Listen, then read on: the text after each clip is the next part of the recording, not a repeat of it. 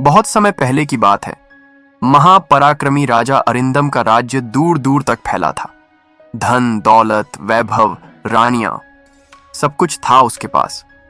लेकिन उसके मन में हर रोज एक सवाल गूंजता रहता। क्या कोई पुरुष कभी स्त्री के मन और उसके चरित्र को पूरी तरह समझ सकता है?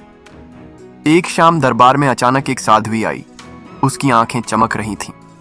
वह बोली, महाराज, आप जितना भी ज्ञानी हो, पर क्या आपने त्रिया चरित्र का रहस्य जाना है? राजा चौंक गए। त्रिया चरित्र? यह कौन सी विद्या है? साध्वी रहस्यमयी मुस्कान के साथ बोली, जिसने इसे नहीं जाना वह जीवन भर धोखे का शिकार हुआ है। इतना कहकर साध्वी वहां से गायब हो गई। राजा बेचैन हो उठा। उसकी नींद उड़ गई। राजा सीधे अपने गुरु के आश्रम पहुंचा। गुरुदेव, आपने मुझे शास्त्र, धनुर्वेद, राजनीति सब सिखाई, पर त्रिया चरित्र क्यों नहीं? गुरु ने गहरी सांस ली और बोले, राजन, ये विद्या बहुत खतरनाक है। ये दूसरों के असली चेहरे दिखाती है और कई बार वह सच्चाई इतनी भयानक होती है कि सह पाना मुश्किल हो जाता है। राजा दृढ़ स्वर में बोला, गुरुदेव, मैं सब सह सकता हूं, चाहे मेरी जान ही क्यों ना चली जाए, पर मैं यह विद्या अवश्य सीखना चाहता हूं। गुरु ने लंबी साधना कराई और अंत में एक जादुई तावीज राजा को सौंपा। इसे धारण करोगे तो तुम स्त्रियों का छिपा हुआ रूप देख पाओगे, लेकिन सावधान रहना, हर सत्य मधुर नहीं होता। उस रात चांदनी में लिपटा महल सो रहा था, लेकिन राजा अरिंदम जाग रहा था। उसने तावीज पहना और बाहर निकला।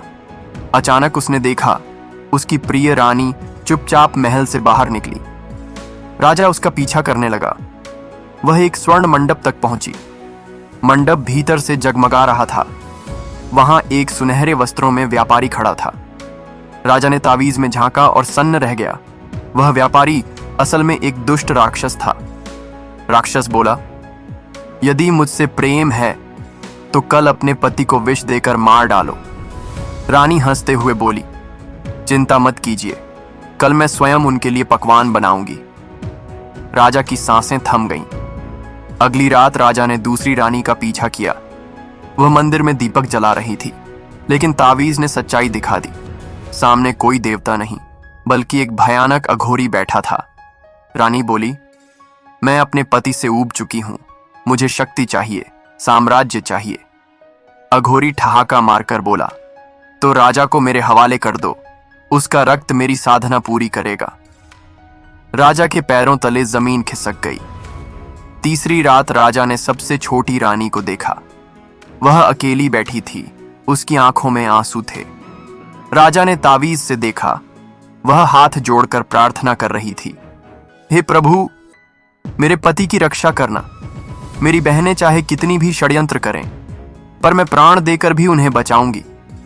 राजा की आंखें भर आईं।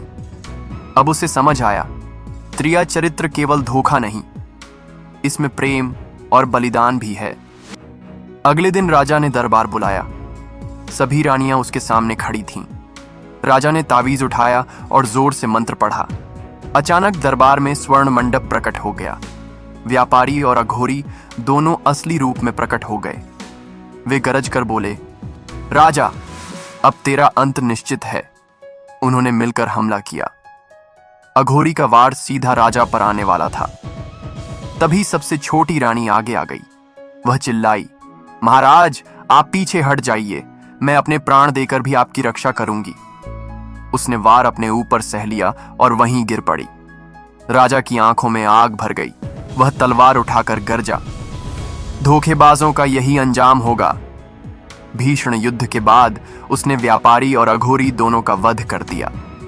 विश्वासघाती रानियों को राज्य से निकाल दिया गया। सबसे छोटी रानी की समाधि बनवाई गई। राजा ने प्रजा से कहा, त्रिया चरित्र केवल छल और विश्वासघात का नाम नहीं है। स्त्री कभी माया और धोखे की मूर्ति होती है, तो कभी प्रेम और त्याग की देवी। सच्चा मनुष्य वही है जो दोनों रूपों को पहचान सके, धीमे स्वर में।